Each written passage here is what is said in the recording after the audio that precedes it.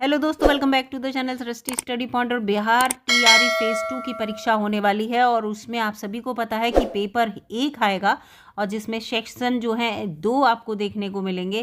पहले सेक्शन में आपको 30 क्वेश्चन देखने को मिलेंगे भाषा के। उन्हीं क्वेश्चंस को मैं यहाँ पर लेके आई हूँ, बिल्कुल उसी पैटर्न में जिस पैटर्न में आपके एग्जाम में आने की संभावना है। 22 क्वेश्चन आपके हिंदी के होंगे और 8 क्वेश्चन इंग्लिश के होंगे। लेकिन जिन बच्चों ने हिंदी के अलावा उर्दू चूज़ की होगी या बांग्ला चूज़ की होगी तो 22 क्वेश्चन आपको अपनी उस भाषा के देखने को मिलेंगे। ठीक है, फिलहाल इसी पैटर्न में आपकी जो है भाषा का जो फर्स्ट पोर्शन है उसके क्वेश्चन आएंगे 30 और इसमें से आपको 9 नंबर लाना अनिवार्य होगा। जब आप 9 नंबर ले आएंगे यानी कि 9 क्वेश्चन सही कर देंगे, क्योंकि एक क्वेश्चन 1 नंबर का है, तो आप पास माने जाएंगे। उसके बाद ही आपका सेकंड पार्ट चेक होगा जो कि आपका सब्जेक्टिव है और जिसमें कितने क्वेश्चन हैं, 120 क्वेश्चन है, वो बाद में चेक होगा जब आप इसमें पास हो जाएंगे। तो ये बहुत इंपॉर्टेंट अपना रोल जो है वो प्ले करेगा और बहुत इंपॉर्टेंट क्या, मोस्ट इंपॉर्टेंट, जब आप इसमें पास होंगे तभी आपके अगले क्वेश्चन चेक होंगे सब्जेक्टिव, जिससे आपकी मेरिट बनेगी। तो फिलहाल ये जो क्वेश्चन है बहुत इंपॉर्टेंट है, बहुत अच्छे क्वेश्चन मैं लेके आई हूँ। अगर वीडियो अच्छी लगे तो लाइक कीजिएगा, चैनल पर नए हों तो सब्सक्राइब कर लीजिएगा। यहाँ पर ये पहला क्वेश्चन है, निम्न में से भाववाचक संज्ञा यहाँ पर है। ठीक है, संज्ञा का उल्लेख नहीं है कौन से शब्द में, तो इसमें जो बनारसी शब्द है इसमें भाववाचक संज्ञा का उल्लेख नहीं है, जबकि बचपन, बैठक और एकता, इन तीनों में भाववाचक संज्ञा का उल्लेख है। ये देखिए इसमें लिखा है, सही उत्तर इसका बनारसी है। भाववाचक संज्ञा का इसमें उल्लेख नहीं है, जबकि ये व्यक्तिगत, बनारस जो है वो व्यक्तिगत होगा और व्यक्तिवाचक संज्ञा से बना एक विशेष शब्द है ये, तो ये बनारसी है। ठीक है, यहाँ पर इस चीज़ को देख लीजिएगा। इस तरह के संज्ञा के जितने रूप हैं उस तरह के क्वेश्चन आ सकते हैं, तो संज्ञा के जितने रूप हैं वो पढ़ लीजिएगा। निम्नलिखित शब्दों में यमुना का पर्यायवाची इसमें से कौन सा नहीं है, तो शैलजा जो है वो यमुना का पर्यायवाची नहीं है, जबकि कृष्णा, कालिंदी और सूर्यजा, ये तीनों जो हैं वो यमुना के पर्यायवाची हैं। ये देखिए यहाँ पर दिया है, शैलजा यमुना का पर्यायवाची नहीं है। यमुना के यहाँ पर पर्यायवाची दिए रखे हैं, सूर्यसुता, सूर्यतनया, कालिंदी, अर्कजा, कृष्णा, रवि तनया, सूर्यजा, यमानुजा, भानुजा, तरणाजा, श्यामा, सूर्यपुत्री, कालगंगा, जमुना और अर्कजा।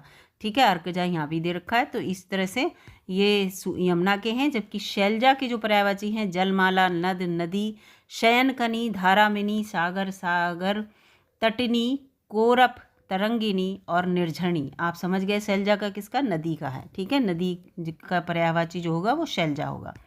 अगला है व्यंजन और व्यंजन के मेल से क्या बन रहा है, तो यहाँ पर शाह जो है वो व्यंजन और व्यंजन के मेल से बन रहा है। आप देखिए शाह को मिलाने के लिए क व्यंजन और शाह व्यंजन आपस में मिलते हैं तब ये बनता है। का की साउंड आती है जब भी आप कक्षा ऐसे लिखेंगे, तो देखिए कक्षा, का की यहाँ पर बीच में साउंड आती है, इसीलिए का और शाह मिलकर शाह बनाते हैं इसे। इसी तरह से दो अलग अलग व्यंजनों के योग से बने व्यंजनों को ही हम संयुक्त व्यंजन कहते हैं, तो शाह को हम संयुक्त व्यंजन भी कहते हैं। और संयुक्त व्यंजन कुल 4 होते हैं हमारी पूरी वर्णमाला में। तो इन 4 व्यंजनों को हम यहाँ पर देख लेते हैं। एक तो शाह है, एक त्रा है, ता और रा से, और जा और यहाँ से ज्ञा बनता है, और शाह और रा से श्रा बनता है। तो ये आपको 4 यहाँ पर संयुक्त व्यंजन देखने को मिलेंगे। तो व्यंजन से व्यंजन जब मिलके बनेगा तो वो संयुक्त व्यंजन हो जाएगा। अगला क्वेश्चन है, इसमें कौन सा शब्द स्वर संधि का उदाहरण है, तो आप यहाँ पर स्वर संधि का उदाहरण जो बताएंगे वो पवित्र यहाँ पर स्वर संधि का उदाहरण होगा। चौथा क्वेश्चन ये देखिए, पवित्र है।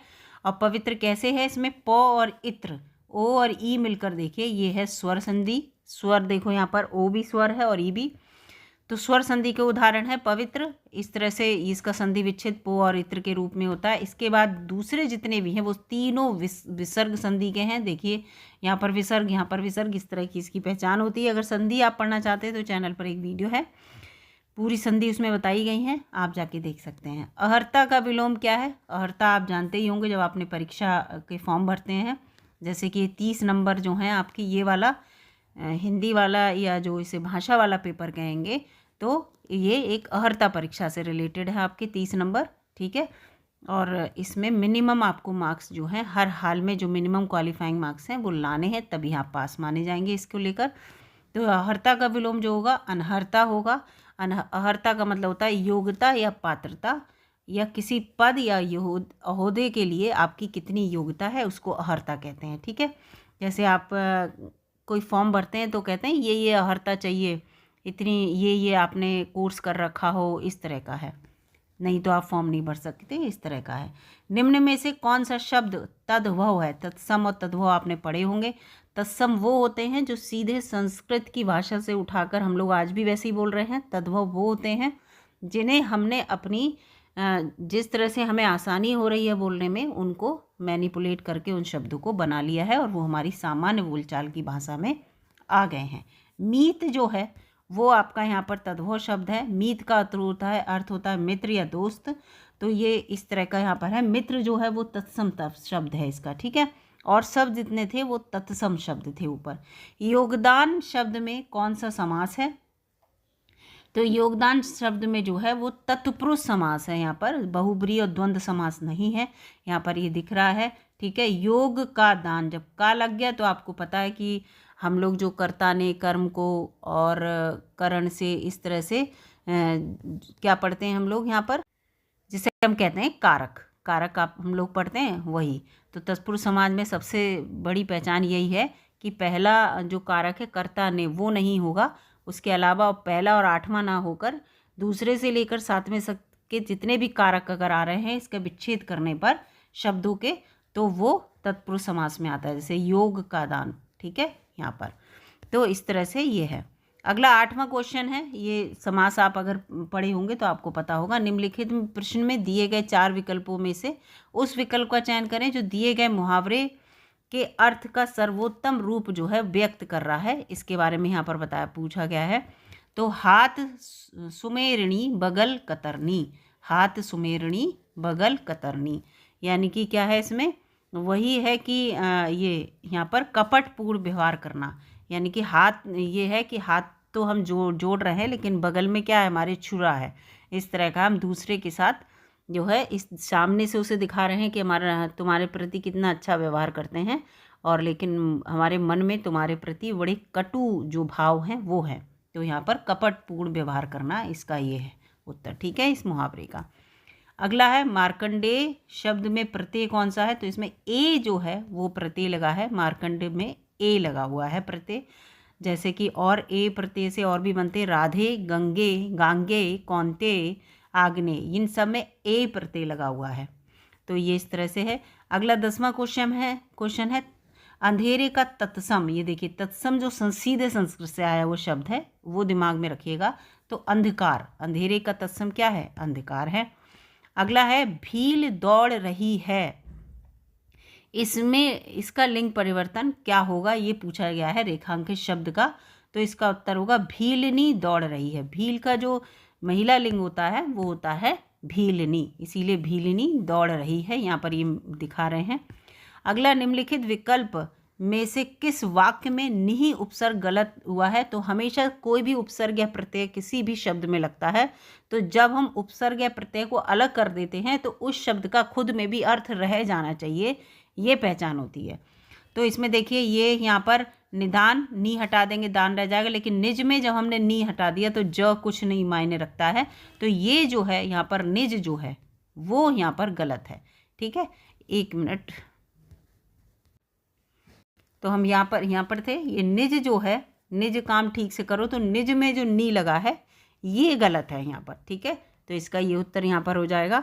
तो गलत उपसर्ग का प्रयोग हुआ है। दिए गए शब्द में बहुवचन क्या है? बहुवचन गुरु का बहुवचन गुरुजन होगा। जन माने होता है लोग, ठीक है, बहुत सारे लोगों की जो हम बात करते हैं, तो इसमें जन लगा है इसलिए। तो गुरु का बहुवचन हमेशा गुरुजन होगा। ये जन का अर्थ होता है लोग या प्रजा या बहुत सारे लोग, तो ये चीज़ है। निम्नलिखित में यहाँ पर शुद्ध शब्द कौन सा है? 14वां क्वेश्चन है। तो शुद्ध शब्द इसमें है लब्ध प्रतिष्ठ, ठीक है।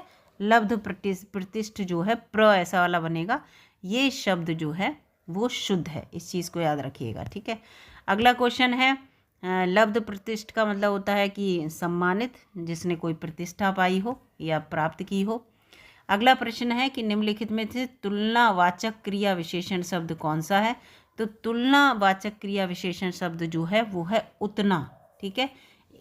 किसी को हम मतलब तुलना वाली बात है, वो क्रिया विशेषण है।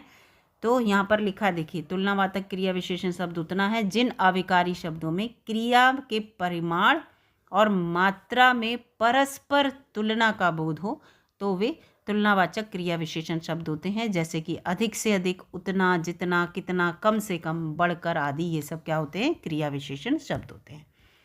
अगला यहाँ पर क्वेश्चन है, यहाँ पर इस तरह से ये पूरे वाक्य के लिए एक शब्द को लेकर क्वेश्चन है। जो लज्जा से रहित हो तो उसे एक तो निर्लज्ज भी कहेंगे और बेशर्म भी कहेंगे। ये दोनों इसके अर्थ हैं, दोनों सही हैं। तो जब इस तरह के आपको क्वेश्चन देखने को मिले तो आप उत्तर सीधे दीजिएगा, उपर्युक्त में से एक से अधिक, इसका उत्तर ये देंगे।